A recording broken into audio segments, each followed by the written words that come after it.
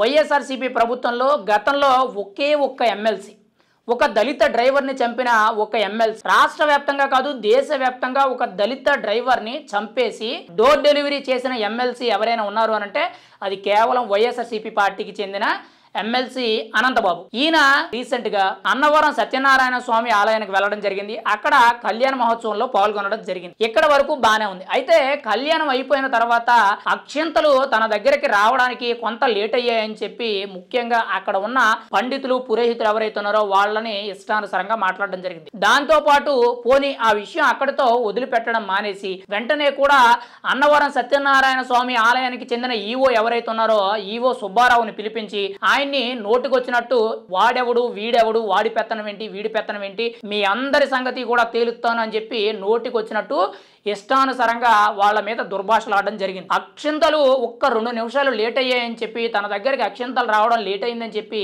అక్కడున్న అధికారుల మీద కానీ పురోహితుల మీద కానీ పండితుల మీద కానీ వాళ్ళందరి మీద కూడా వైఎస్ఆర్సీపీ పార్టీ ఎమ్మెల్సీ ఇష్టానుసారంగా వాళ్ళని దుర్భాషలాడడం జరిగింది. ఇదే ఎమ్మెల్సీ గతంలో ఒక దళిత డ్రైవర్ని చంపేసి డోర్ డెలివరీ చేసి ఆ కేసుని ముఖ్యంగా నేనే చంపానని ఒప్పుకొని జైలుకు వెళ్లి దాదాపుగా 6 నెలల పాటు జైల్లో ఉండి మళ్ళీ బయటకు వచ్చారు. అంటే ఒక నేరస్తుడు. మరి అదే నేరస్తుడి వ్యవహార శైలి ఇంకా మారలేదు. తను జైలుకు వెళ్ళి వచ్చిన తర్వాత కూడా మారలేదు. తన పార్టీ ఓడిపోయిన తర్వాత కూడా తన వ్యవహార శైలి అనేది మారలేదు. ఒక్క 2 నిమిషాలు అక్షింతలు అనేవి తన దగ్గరికి చేరుకోలేదు, తన దగ్గరికి రాలేదు, అక్కడ ఎవరు తనను పట్టించుకోలేదు అన్నట్టు ముఖ్యంగా వాళ్ళ మీద దాడి చేయడం అనేది, వాళ్ళ మీద ముఖ్యంగా దుర్భాషలాడడం అనేది చాలా తప్పు. ముఖ్యంగా ఈవో సుబ్బారావుని అయితే నోటుకు వచ్చినట్టు మాట్లాడారని చెప్పి ఇప్పుడు మీడియా అంతా కూడా కథనాలు వెలువెత్తుతాయి. ఒక ఆలయానికి వెళ్ళినప్పుడు 1-2 నిమిషాలు అటు ఇట్లో లేట్ అయినా కానీ కొద్దిగా ఓపిక పట్టి ఉండలేక ఆ అధికారుల మీద పురోహితుల మీద దాడి చేయడం అనేది, వాళ్ళని దుర్భాషలాడడం అనేది, నోటుకొచ్చినట్టు తిట్టడం అనేది, అంతేకాకుండా నేను అధికారంలోకి వచ్చిన తర్వాత మీ సంగతి తేలుతాము,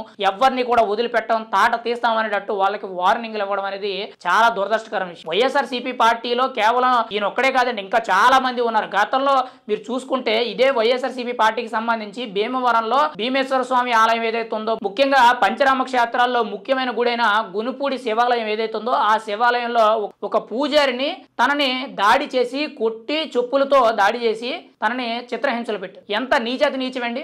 వైఎస్ఆర్సీపీ పార్టీలో ఉన్న నాయకులు ఎవ్వరూ కూడా కనీసం దేవుడికి కానీ అక్కడ ఉండే పూజారులకు కానీ అధికారులకు కానీ ఇంతలో ఇంత కూడా మర్యాద ఇవ్వకపోవడం అనేది ఎంత దారుణమైన విషయం అంటే అసలు ఇటువంటి వ్యక్తుల గురించి మాట్లాడుకోవడం అనేది అవసరం అనిపిస్తుంది. ఒక్క 2 నిమిషాలు అక్షింతలు రాలేదని చెప్పి అధికారులు దుర్భాషలు అడుగుతూ తాట తీస్తానని చెప్పి మాట్లాడడం అనేది ఎంతైనా సరే చాలా నీతి నీచం. ఒక రకంగా చెప్పాలంటే అధికారం కోల్పోయినా కూడా ఇంత దారుణంగా దిగజారడం అనేది మాట్లాడడం అనేది చాలా తప్పు. ఇప్పుడు సోషల్ మీడియాలో కానీ మీడియాలో కానీ ఎమ్మెల్సీ అనంతబాబు అన్నవరం సత్యనారాయణ స్వామి ఆలయంలో వీరంగం ముఖ్యంగా అధికారుల మీద పండితుల మీద నోటికొచ్చినట్టు మాట్లాడి దుర్భాషలాడారని చెప్పి మీడియా అంతా కూడా ప్రచారం జరుగుతుంది. ఇక్కడ మీడియా కవరేజ్ ఎలా ఉందనేది పక్కన పెడితే వీళ్ళ ప్రవర్తన అనేది మార్చుకోలేకపోతున్నారు. వీళ్ళొక రాజకీయ నాయకుడు, వీళ్ళొక గౌరవమైన పదవిలో ఉన్నారని చెప్పి మర్చిపోతున్నట్టున్నారు. ఖచ్చితంగా దీని మీద రాష్ట్ర ప్రభుత్వం అయితే ఒక అధికారికంగా చర్యలు తీసుకోవాల్సిన అవసరం అయితే ఉంది. దాన్ని ఉపేక్షించవలసిన అవసరం అయితే లేదు. రాష్ట్ర ప్రభుత్వం తరపు నుంచి కీలకమైన చర్యలు తీసుకోవాలని చెప్పి అన్నవరం సత్యనారాయణ స్వామి ఆలయ అధికారులు కానీ పండితులు కానీ ప్రతి ఒక్కరూ కూడా